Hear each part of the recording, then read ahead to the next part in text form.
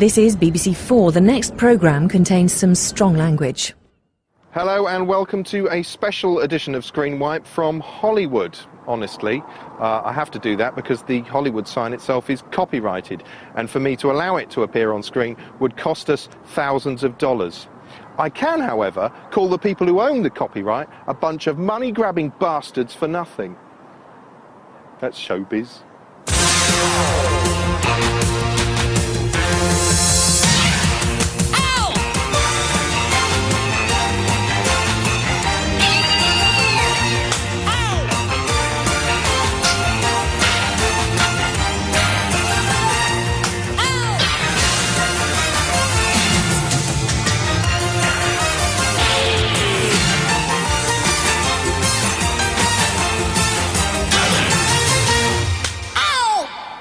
Not so long ago, if someone said the words American television to you, a million bad pictures immediately formed in your mind.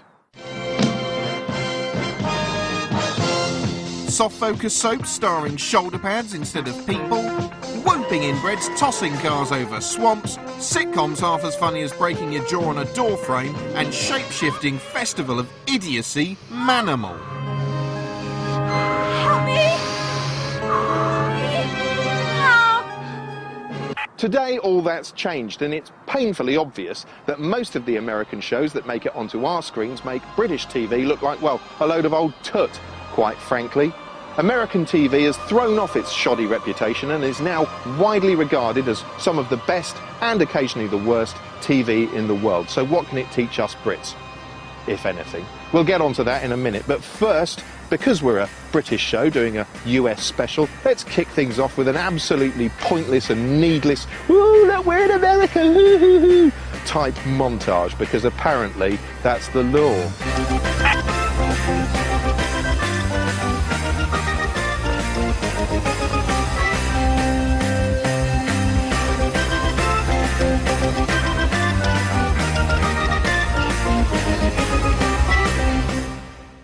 There's a lot of TV in the US and the setup's quite different to ours. Chances are you've heard of the main networks but don't know quite which does what in the where now. So here's a handy cut out and keep guide. The oldest network is CBS, which started broadcasting in 1939 and is sometimes known as the Tiffany Network, thanks to its reputation for slightly blue-chip programming. In the past, it's spawned classics such as the harrowing Laugh-a-thon MASH and the slightly less harrowing Oil Baron-a-thon Dallas. It currently keeps its oar in with hits like gruesome forensics drama CSI. Then there's NBC, known as the Peacock Network, the people who brought you the wonderful Columbo and the equally wonderful Hill Street Blues, currently enjoying success with a somewhat flashier than ours version of Deal or No Deal, and an assured colloquial take on The Office. ABC's next, owned by Disney and sometimes referred to as the Alphabet Network for reasons beyond the realm of normal human understanding. For years a poor cousin to CBS and NBC, ABC eventually came into its own during the 60s and 70s thanks to a combination of sports and mass appeal froth like Charlie's Angels, as well as high-profile, high-caliber miniseries like the excellent Roots. Often sparky and innovative, it's currently home to the sassy suburban fest Desperate Housewives and the downright unusual Lost. The final member of the Big Four is also the newest, Fox, founded in 1986 by Fox didn't really start kicking network ass until 1989 with the launch of the hilarious and satirical Simpsons. Today it's home to blockbusters like crypto-fascist masturbatory Fantasy 24, the upliftingly world-weary House, and the altogether shiny and happy American Idol. Shiny and new. These terrestrial networks operate under the unforgiving gaze of the Federal Communications Commission, or FCC, a shadowy government agency best known in recent years for taking a very dim view of anything that might possibly contravene their indecency regulations. In 1972, Home Box Office, or HBO, became the first premium cable network. Today, it's the home of some of the most admired television in the world, ranging from the brutal yet literate Sopranos to Larry David's foul-mouthed comedy of LA manners, Curb Your Enthusiasm. Fuckhead, shit-faced, cocksucker, asshole son of a bitch! Cable networks aren't subject to the FCC's decency guidelines, which is why Tony Soprano and Larry David are free to turn the airwaves as blue as they like. Scum-sucking motherfucking whore! Here's Lewis Black from The Daily Show, who's got some views on TV censorship all of his own. Ever since 9/11, there are two things that scare the hell out of the leaders of the United States. First, that there might be a terrorist attack. And second, that possibly a naked body might be exposed on a television screen. This all started back at the Super Bowl when Janet Jackson was performing. But before she came out to do her little dance, there was Justin Timberlake. So there he is doing his little dance with that little hat. And out comes Janet. And Justin sees her and he goes, "I'm going to touch with my pee-pee." And he starts chasing her around. And she's going, "No, no, no." And he's going, "I'm going to touch with my pee-pee." "No, no, no. I'm going to touch with my pee-pee." "No, no, no." And then he finally touches her with his pee-pee and he grabs her. And he accidentally rips her dress. And for an instant, there's a flash of flesh on the screen. Just like that. Well, I woke up the next morning and my beloved country had completely lost its mind. I turned on the TV. Holy God! Did you see the Super Bowl yesterday? It was absolutely staggering. Janet Jackson's breast exposed to the entire nation. What will we do? Let's take a look. Let's take a look. They showed it over and over and over again. Every channel you went to, it was on the internet. The Goodyear blimp had shots of it. You could go anywhere to see it. And then the leaders came out and said, "Bring us the breast. We must see the breast." And they locked themselves up. And they examined that breast from every angle. They examined that breast for so long that I actually thought Osama bin Laden was hiding in it. And then they came out and said, "We've seen the breast. What will it do to the children?" Nothing. It'll do nothing to the children. I don't know if they remember what it was like to be a child, but let me tell you, when I was a kid, you know what I wanted to see? I wanted to see a titty. When the BBC ordered me to go out and make an American special, I raided the archives and dug up a couple of old copies of Jonathan King's Entertainment USA. You know what? It's not that bad. Just a few steps from the downtown business area. As well as highlighting the shiny side of Americana, he does a bit of social commentary too. Dilapidated buildings, crumbling shacks, broken and boarded up windows. Although in retrospect, some of the footage is a little unsettling. Isn't he sweet? Can you imagine the depressing feeling when for the first time the doors clanged shut in front of you? From Alcatraz prison in San Francisco, that's the end of Entertainment USA this week. We'll see you next week. Okay, you can open the doors now. You can open the doors now. They say tomato, and we say tomato if we're taking the piss out of the way the royals speak. Yes, we like to think the Americans are just the same as us, apart from their wonky vowels and extra confidence, which is why we've been trying to flog them our old junk for years. Marmite sandwiches! Marmite sandwich from England? They say tomato, and we say tomato if we're taking the piss out of the way the royals speak. Yes, we like to think the Americans are just the same as us, apart from their wonky vowels and extra confidence, which is why we've been trying to flog them our old junk for years. Marmite sandwiches! Marmite sandwich from England? The frenzied exporting kicked off in earnest 1,000 years ago, when, still reeling from the excitement of Beatlemania, the Americans took David Frost under their wing. 60s Anglomania also convinced the Americans to give some of our programmes a spin, such as The Avengers, which had been running in Britain for years before being bought by ABC in 1966. As part of the deal, they insisted it be shot on film in colour, which is why it still looks so bloody lovely today. As the 70s dawned, the Americans were exposed to hallucinogenic British comedy like Monty Python and lovely old highbrow documentaries such as Kenneth Clarke's Civilization. Those great works of Western. British drama also flourished. Shows like revered class-conscious serial Upstairs Downstairs were repackaged as part of masterpiece theatre, with filmed introductions from Alistair Cook that gave the impression you were about to be served a gourmet meal by a butler tugging his forelock so bloody hard he's bashed his head through the floor. To this day, flogging your format over here is the secret dream of many British programme makers. But until recently, few shows could expect anything more than cult success in the States without undergoing a territorial makeover first. For instance, when the Americans wanted some blue-collar grit, they looked to the UK, where lo and behold, there was a massively popular show called Till Death Us Do Part. A proper one, eh? You said he was born in Manchester, so well, he ain't a proper blackie then, is he? But there was no way on earth you could broadcast the original on American TV. They'd have mistaken it for a transmission from Mars.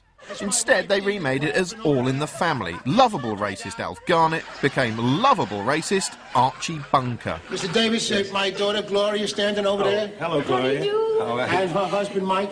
Hello, Mike. No! It was such a barnstorming hit, it wasn't long before US producers groomed another gritty Britcom for mainstream success. You dirty old man. Strotty old rag-and-bone duo Steptoe and Son transformed into Sanford and Son, the equally funny landmark black-led sitcom of the 70s. I never heard you say thank you. Okay? Thank you. Okay. Weirdly, the exchange never works in reverse. Take the Golden Girls, for instance. The original was a smash hit, wrinkly chucklefest beloved by millions. Nothing, I'm all right, I'm fine. But when we remade it as Brighton Bells, it turned out to be half as funny as accidentally reversing over your own children in a tractor with barbed wire wheels on Christmas Day. Despite this, here's a man who thinks US comedy can learn from the UK, writer-producer Rob Long, author of Conversations with My Agent. American comedy is sort of dead. I don't know, or not dead, but I like to describe American comedy as living in an assisted living facility somewhere in the desert. You know, it's old, and it may not last, but it's still all there. It could be maybe revived somehow. It's not quite dead. So I suspect that's a case of fear. I actually think that British comedy formats or comedy shows will be imported in the next couple of years in record numbers, because you can go to an executive in the United States and say, you don't have to have any imagination at all. I just want to say it works somewhere else. So we'll try it here. And if it doesn't work here, you won't look stupid, because it does work in Britain. Any successful television comedy in the United States is an accident. It's like an industrial mistake. It shouldn't have happened. The system is set up to destroy it by the time it gets out. So if it somehow a successful hit show slips through, it's because people weren't paying attention at the network or the studio, or they were broke and they couldn't replace it, or something happened that went wrong. I try to describe the system as like an industrial conveyor belt, and you pretend your idea is like a little, fluffy bunny. And it goes on a conveyor belt into a cylinder with these rotating knives, right? And the knives must chop it all up so it all looks the same. And then it goes from there to a giant machine that smashes it to smithereens, right? But there's a chance that when the knives are rotating up, that the little bunny can get through the knives right when this little concrete smasher goes up, and it will escape. And that would be a Seinfeld, or a Friends, or a Cheers, or, Pick a Hit. But the ones that go through the system come out, looking chopped up. And that would be a Joey. The whole UK-US exchange has gone into reverse in recent years. We used to look down our noses at their populist dramas. Oh, this is ridiculous. Oh, God, look at this. Knight Rider is just aimed at absolute cretins. I mean, look at that, a talking car. Look at his hair. Now we look up to them.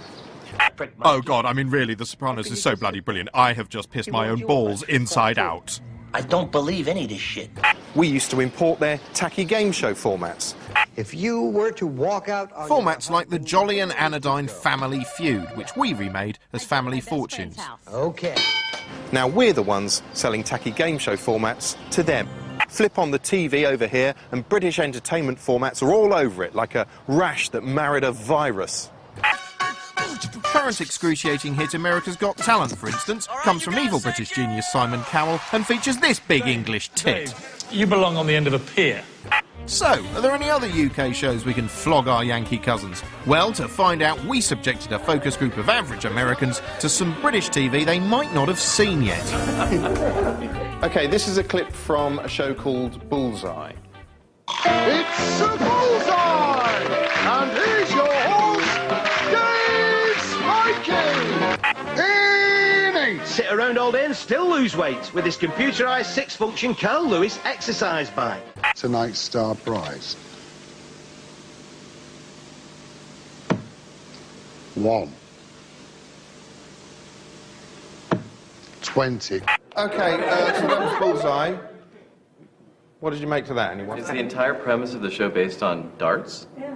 it's pretty dartish, yeah. I mean, if it weren't for the host, the show would be like watching paint dry. Are all the prizes still not that great? That edition aired a few weeks ago. It's very fun because, you know, darts is something that the family unit can participate in, and there's not a lot of things. You don't see that many families. Tends to just be big guys with arms like hams. But the prizes, like that boat, were shockingly wonderful. I mean, for just throwing darts. I mean, I wish I could be a contestant on that show.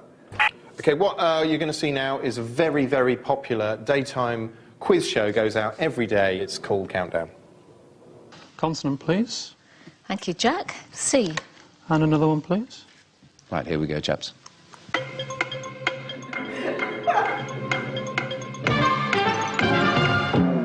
Any good, Paul? No, just 6. Just a 6. Jack? 6. What's your 6, Jack? Capote. Capote, right? Very good indeed. 6 apiece, though. Yeah. Kim? I didn't get anything, I'm afraid. No. So that was Countdown. Anyone find that exciting? Horrible. I like it. Horrible? Sorry, horrible. Horrible. Almost as exciting as Scrabble. I think I'm mostly shocked by the cheap production value. I mean, it looks like something that would be here like in the early 70s at best. And I'm like, hello, they have computers now that can give you those letters. Like Vanna just points now. She doesn't actually have to put letters up, you know. You were offended by the cheap production value. Not offended, but kind of shocked. You looked offended. Well, I'm a little offended. I mean, visually it's somewhat offensive, you know, because it's like, there's a lot better available now, and why aren't you using it? We know we can't afford it. Next, we showed them Twitcher-friendly rural voyeur series Springwatch.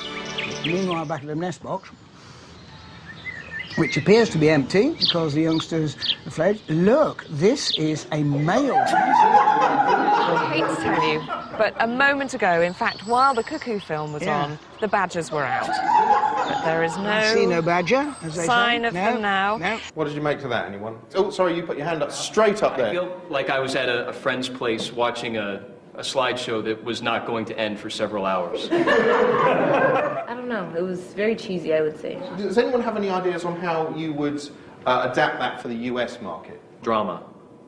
Right. Interest. Well, maybe this will grab their interest. The Bill, ITV's pulse-quickening cop drama. Mate, 1 minute, please!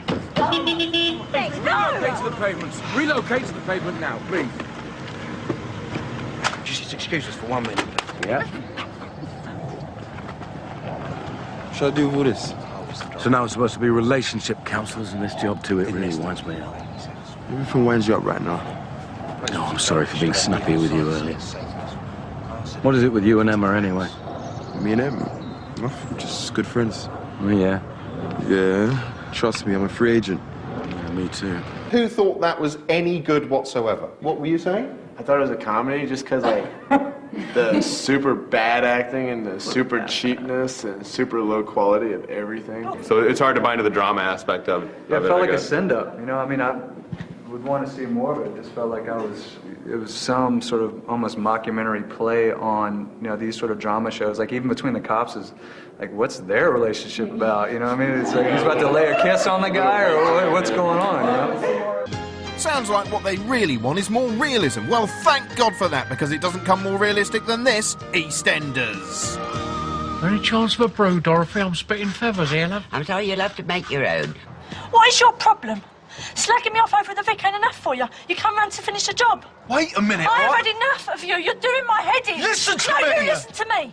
You've got nothing to say that I want to hear anymore. I want you out of my life. You're dead to me. Regular soap action? Yep. Yeah.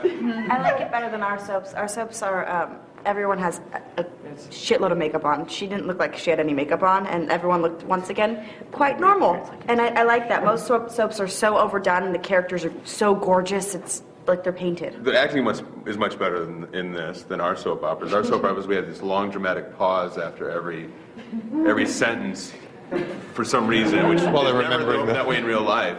So it seemed much more true to real life, and I actually watched the show. I like it. It's interesting to me. You know, it doesn't seem to be that vanity about the people on television. That was a really polite way of saying they were all pig ugly. America's soaps are markedly different to ours. They're on during the day, they last a full punishing hour, and the standard of every aspect of them makes EastEnders look like I, Claudius. Yes, it's Acorn antiques all the way, replete with abysmal dialogue, Chance fancy face. wobbly sets, God, I knew it. What is wrong with her? and acting so bad it isn't even wooden, it's bloody cardboard. Go, please. Wait in the hall, please, and wait till I give you further orders. Go, please. Yeah, whatever. Two things immediately strike you. First of all, that American soapland is so stagey and unnatural it feels like a dystopian future world overseen by the hunks of Olympus. Secondly, everyone's so good looking it's difficult to tell them apart. In fact, a lot of them look like bad celebrity look-alike versions of established stars. Look, here's the poor man's Brad Pitt. Here's the Argos, Heather Graham. Told me that since what, junior high? And here we see the pound stretcher Meg Ryan romancing it up with a cheapo Kurt Russell. Oh, and this so-called Britney Spears is just taking the piss. Cannot see where he is. The soaps are aggressively targeted at frustrated housebound women, so the male members of the cast spend most of their time walking around in a sort of shirtless daze, dangling around on screen like haunches of beef in a display cabinet. Still, it befits their apparent IQ. This one's too dumb to even register pain. Hit him again. While the men bumble around with their tits hanging out, the women specialise in non-stop cattiness.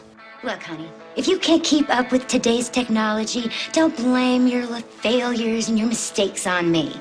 We won't have that. I'm quaking in my shoes. Unfortunately, despite the lurid storylines, the truth is that thanks to the constraints of the budget and the amount of time they have to fill, 90% of the action seems to consist of characters standing around in rooms endlessly debating the minutiae of the plot with all the emotion of half-sentient vending machines. We should have known. We should have trusted our suspicions. It's a brilliant plan. Who would have suspected that Alistair was healthy when his body was lying there unconscious for everyone to see? Still, in plot-stretching terms, the clear king of the soaps has to be the demented Passions, which plays like the sort of thing you might see in your mind's eye after being hit on the head with a car jack. Passions doesn't throw reality out the window so much as jettison it into the sun. For instance, one of the characters is a mermaid. Could this beautiful woman be a mermaid? No way. And that's not me taking a scene out of context. She really is a mermaid. You're about to find out that you should never make a mermaid angry. And right now, I'm boiling mad. Come and get her, boys! I don't see anybody out here. Ow! Ow! Then there's arch-villain Alistair, who's a bit like the most evil daytime game show host the world has ever seen. Because with the power of the chalice, I can now vanquish each and every one of you. He is my favourite, actually, just because the guy playing him is clearly having a whale of a time making his performance as stupid as humanly possible. I knew you would fly here to help your lover, especially after your idiot father of yours discovered that Whitney was here. You let Mr. Crane and my mom know where Whitney disappeared to? Duh. I am going to destroy everyone who tried to destroy me. Other characters include Luis, a profoundly dumb hunk whose entire life seems to consist of him having flashbacks. Yeah, maybe he was watching us when... What is it? That monk. What about him? I don't know, there's something familiar about him. Hey, you! Stop! In fact, he spends so much time queuing up clips from yesteryear, he's like a one-man bloody clip show. Morning! And when he's not doing that, he's thinking aloud in voiceover. Only she has. Beth took Marty to his grave along with her. Without post-production, he'd be f***ed. Anyway, you've got to admire Passions just for its sheer balls. Go on, name another soap that'd have the nerve to introduce the Pope as an incidental character. Oh, bless his father. What has happened here? And get him doing Arnold Schwarzenegger impersonations. Calm yourself. You've done no wrong. The deceiver used you as we knew he would. All in all, American Soapville is a bizarre fantasy land in which nothing makes sense. It's full of sex and death, and men walking around with their shirts off talking bollocks. It's just like Dunstable, really, but with a bit less concrete and piss. If you do come over to the States, I insist you buy one thing, and that's R. Kelly's Trapped in the Closet on DVD, an epic 12-part hip-hopera that, frankly, has to be seen to be believed. Here's episode 9 of 12. You know what? I think there's actually just too much television in America. Here's Lewis Black. I think, and there's a moneymaker here, that you could put on a network and all that would appear on that network is a bowl of shit. And it'd have to be steaming. Can't just be lying there. It needs to be steaming. Why? Because motion catches the eye. You'd never see a human being. All you'd see is a bowl of shit. And it plays some of that new age music so it's relaxing. And they'd watch it for a second and go, holy shit, that doesn't make sense, and they'd go away. But I guarantee you, it would haunt them. And every day they would turn on the TV. And they'd watch, and they'd watch, and they'd watch, and then they'd go, where was that bowl of shit? And then they'd put it in that recall button. So they'd wake up, watch the morning news, and go, bowl of shit! Eventually, they'd start watching it for longer periods of time to see what was going on. But they'd never see a human being, just a steaming bowl of shit. But here's the kicker. Eventually, we put a number up, and you can call that number. And what you have to do is guess which celebrity gave us the shit. That's right, it's a contest. Oh, and it's $1 a call. And we're in charge. So nobody really knows who the winner is, do they? America is the land of the free and the home of the brave, and thank Christ they're brave, because some of their TV would be enough to make a more cowardly nation crap its collective spine through its great big mutual bumhole. He lurks in the dark, then strikes out of nowhere. Yes, if it's scaremongering you're after, here it is, flowing from the box like a river of screams. While we Brits have a wussy inbuilt aversion to overt sensationalism of real-life events, the Americans have raised it to an art form, a frantic tone poem of twisted metal, gunfire, and all-round Take your clothes off! No! Take your clothes off! No! Perhaps the most successful real-life horror show is America's Most Wanted, the long-running equivalent to Crime Watch and one of the first shows to put Fox on the map. To station execs, these shows are a gift. They cost around 1/10 as much as the average primetime show, and the gaudy content ensures the audience can't bear to look away, probably in case one of these guys is standing behind them. The police see every side of human nature. The crown prince of reality crime shows has to be this man, Sheriff John Burnell, host of World's Wildest Police Chases and the source of the most feverishly lurid vocal style in history. This is your first-class ticket to high-speed action, and you're in the driver's seat. He's running on the rim only at this time. Cable station Court TV plays host to most of this high-octane shit. Shows like Hot Pursuit, which look like a live-action version of Grand Theft Auto. He got into that van. It looks like he's carjacking another vehicle here. And sound like they're scripted by Dr. F***ing Zeus. The baddie in the caddy led the officers on a wild chase, but paid the price, getting maced in the face.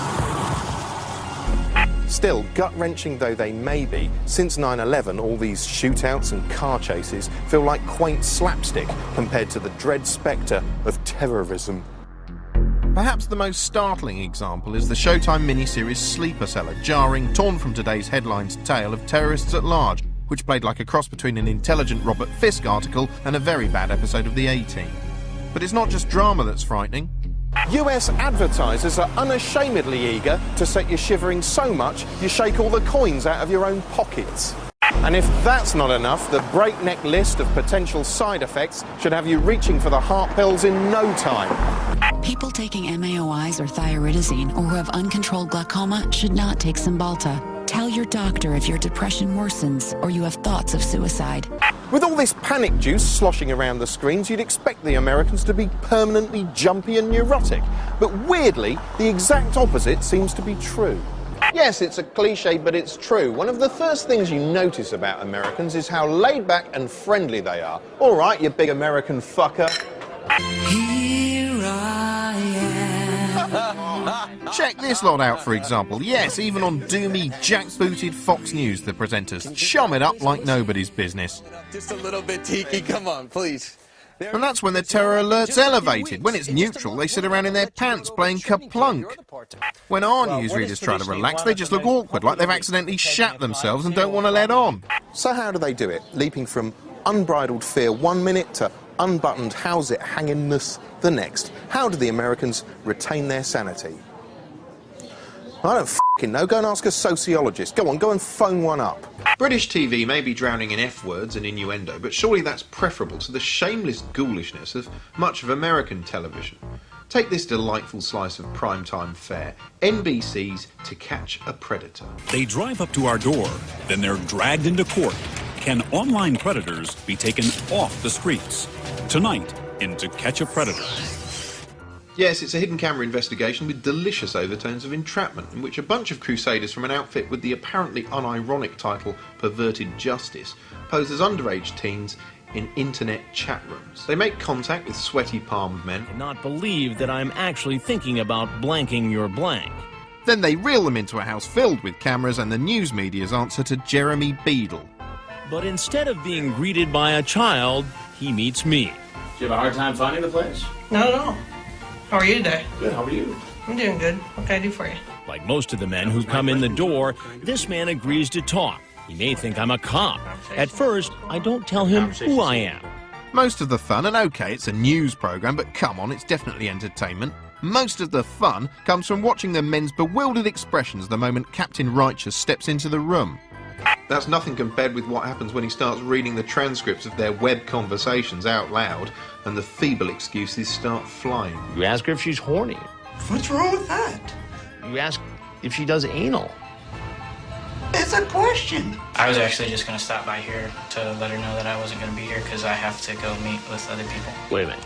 You came by here to tell her that you weren't going to come here. Thing is, there's a definite air of leering curiosity going on here. The host's like a morally outraged Victorian gentleman who's a bit too interested in uncovering the precise level of depravity involved. Have you ever asked somebody to blank you off? You talk about... Oh, I won't deny that there was You sexual... talk about penis size here. I mean, those are normal chat things on... It's normal chat things with a 14-year-old boy. Ask him if he's horny. And then say, I wish you were not so far away. What conclusion can I draw from this? Yeah, what conclusion? And despite the subject matter, I have little doubt that the whole thing's being surreptitiously played for laughs.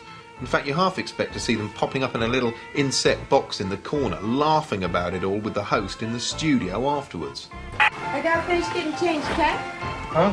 Actually, he is quite funny because he looks like a little Fonz. It takes him a second to get on the stool because he's under 5 feet tall. You say, then I'm big. She says, really? Yeah, how? Then you give the dimension of your penis. Oh, did I really say that? Sometimes they might as well whack on a laugh track and some comedy sound effects and have done with it. Did you bring anything with you tonight? Such as? Condoms? Yes, I did. How are you going to use the condoms in the I wasn't going to use them at all. You got them in your pocket. Well, yeah, I do. You do balloon tricks with them? Or? No. I don't want to be on the news, dog. Well, it's a little late for that, dog. Now, if there's anything else you want to tell me... He quickly comes up with a disguise. Sometimes just watching them turn up isn't funny enough, so the programme really f***s with them, encouraging this guy to strip off before entering their house in a sick version of Trigger Happy. You want to explain yourself? What? Right, if you're going to play this for chuckles, you might as well go the whole hog, yeah? Have the presenter walk out dressed as an 8-year-old girl. Now that would be funny.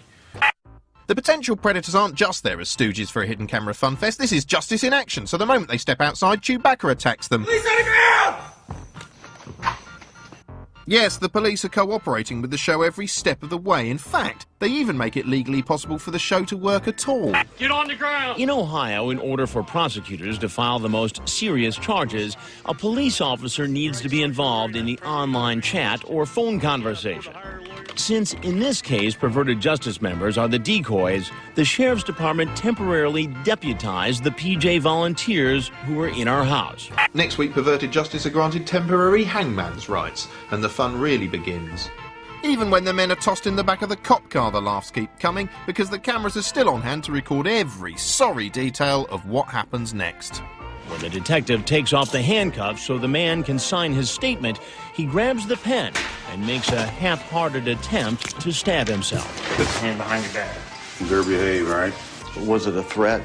It's hard to imagine a show like this being broadcast in the UK at all. OK, an extreme edition of Tonight with Trevor McDonald might get close, but not really. But the truly shocking thing about To Catch a Predator is this. That went out at 8 p.m. on a Sunday evening. It seems hardcore crime shows like To Catch a Predator or the violently disturbing Cops are par for the course in America. So what will the focus group make of our approach to real-life crime in shows like the ludicrously mundane Rail Cops? Excuse me. The conductor guard has just asked me to have you removed from the train, right? What you've just done, you've just been prizing the doors open, right, and that could cause damage to the train. Now want you off it. And I could now, if I really, really wanted to, have you removed from this station. Platform 8. It's down at platform 8 and it's a train to Limeys. The fan leaves with a reprimand and has to catch a later train. You watch Cops because they show stuff that you wouldn't normally see on the Metro. That's the kind of stuff you'd see on a daily basis riding the Metro. So it's a bit mundane.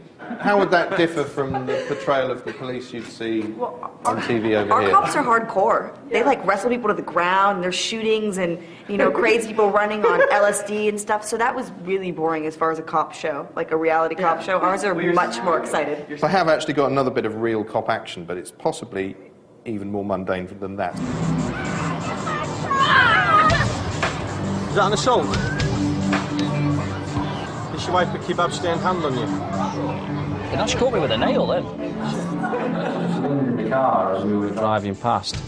I think it was a case of grabbing in a you know, messing about way. That was just a little bit more action. That's about as active as they get. Okay, yeah, sorry. This was more like being punked to me. Like, is that real? They're still doing that for the camera. I don't think he would be that calm on a regular day. Well, he was... Should be assault. In LA. Sorry, They'd shoot you if you grabbed a cop in the face like that. Stiff upper lip. The police weren't even that Well, they can't. They haven't got guns they could reach for and stuff. You see. They don't have guns? There's no guns. No. Right, I forgot. Whoa! You have serial killers, though, right? We've had some pretty impressive serial killers, but yes. It seems there's a greater sense of satire, even with the Rail Cop show. I was just trying to think when I've watched our version of Cops. Yeah, I don't think you ever see a police officer being depicted in a bad way. You know what I mean? It's never sent up. It's always people are bad, and this is what cops gotta do. You know, you don't. And in this, you get the Rail Cop being kind of a prick. You know. Now, a short while ago on this programme, I described HBO's Deadwood as being one of the best shows of the last 5 years, and I was right, it is.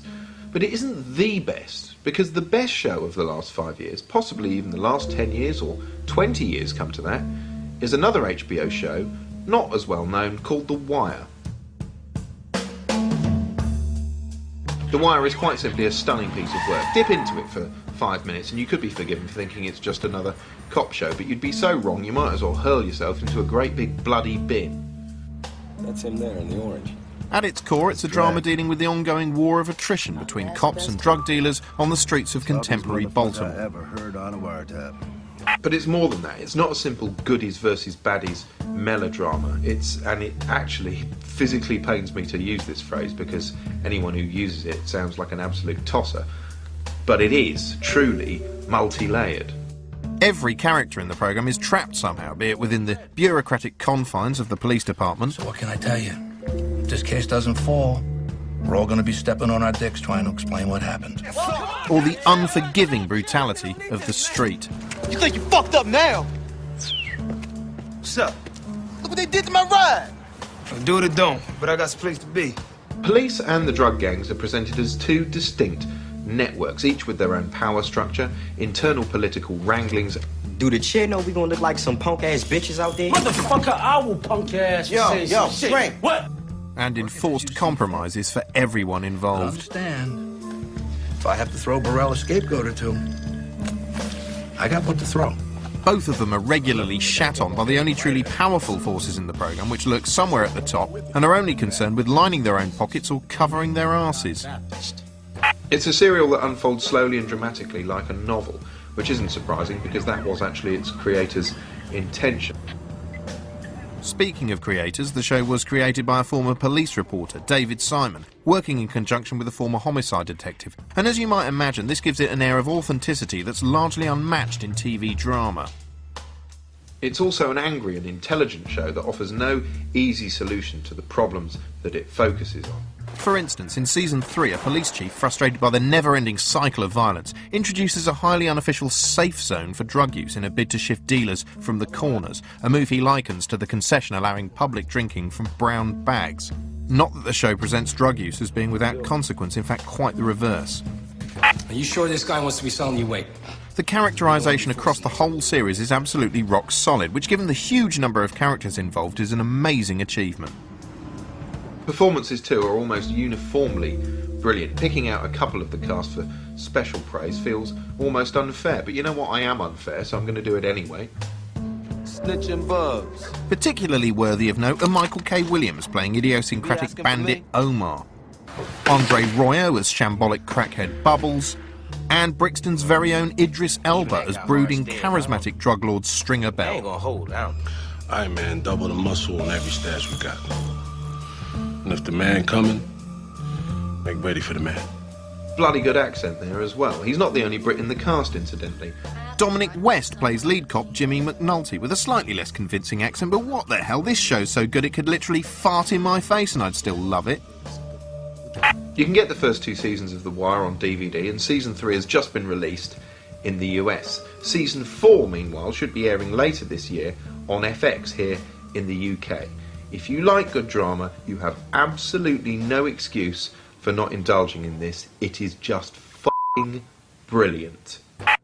I'd like to tell you a true story about American television, and I know it's true because it happened to me. CBS had called me and wanted to fly me out to audition for a pilot for a sitcom. I'd been seen in New York City by a writer, a director, and a producer, and they'd watched my stand-up act. And from that act, they took a whole bunch of lines of mine and created a character for this pilot. I was flying out to Los Angeles to audition for a part which was me. Let me make that clear. I was going to Los Angeles to audition to be myself. LSD is the only thing that can prepare you for the point where you'd be auditioning to be you. And let me tell you this, I gave a great audition. Why? Because I'm me. An hour after the audition, I got a call from CBS and they said, yes, you gave a great audition. However, there was someone who gave a better one. Unbeknownst to me, there was a better me out there. I'm just glad that that show isn't on the air. Oh, boy. Because I couldn't be me anymore. In Britain, we tend to look down on fantasy and escapism. We associate quality television with kitchen sink realism. Oh, look, everyone, look how the paupers live. Oh, goodness, isn't it frightful? Tune in next week and see how much worse their lives have become. Either that or flouncy costume drama. Oh, gadzooks, my good fellows, Archibald's dropped his hanky in Tossington Hall. American TV doesn't suffer from this, or at least not to the same extent. Their TV writers tend to be drawn towards weirdness, not worthiness. Picture a 50s sitcom, for instance, and you probably think of something as cosy and toothless as this. Leave It to Beaver. Bye, Mom, I love you! And I'll be in my room later! But why? That never aired in Britain, you idiot. In reality, vintage US sitcoms were just as likely to star a talking horse. I'm Mr. Red. Or a witch. Or a genie who looked like she was going to drop to her knees and blow Larry Hagman the minute the camera stopped turning. For off-the-wall Freudian symbolism, how about My Mother the Car, in which Jerry Van Dyke's mother is reincarnated as a motor vehicle? Mom, you look just beautiful. And I feel just beautiful, Davy. Thing is, it just makes him look like a madman. Barb, Randy, Cindy, I want you all to brace yourselves. This car right here did talk to me and plead and beg me to take her home. Now I say her because this car is my mother. Look, he's literally inside his mum. And now he's coming out, now he's going back in. Oh God, I don't even want to think about what he's doing here.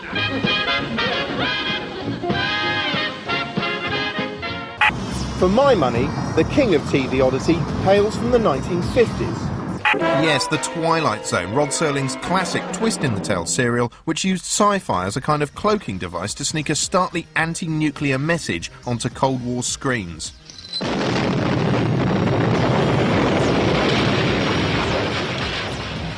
Henry Bemis, now just a part of a smashed landscape. Just a piece of the rubble. Just a fragment of what man has deeded to himself. Mr. Henry Bemis in The Twilight Zone. Chilling stuff, although sometimes the message was nothing more profound than, if you've got a plane, for God's sake, don't let William Shatner on board. Damn, there's a man out there. What? Look, he's crawling on... Incidentally, there's an acting masterclass from Shatner here. Watch this sequence and bear in mind all he has to do is get the policeman's gun without being noticed.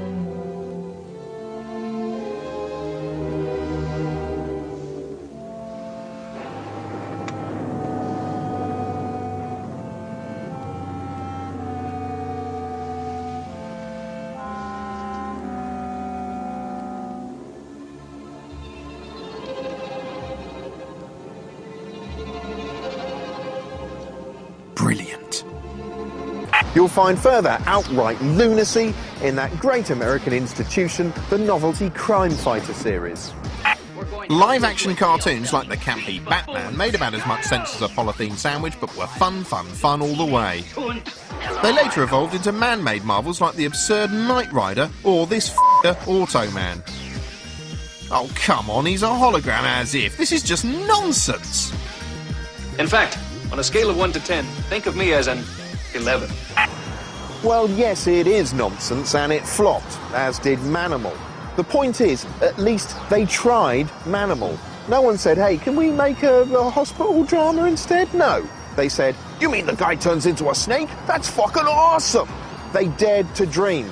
And perhaps, if we embrace some of that wide-eyed escapism, we'd have fewer Holby cities ourselves, and more things that were actually worth watching or exporting. It's just a thought. Well, there you go, that's the end of the American edition of Screenwipe. We'll be back next week with an exclusive 3-hour look at Belgian television. Be there.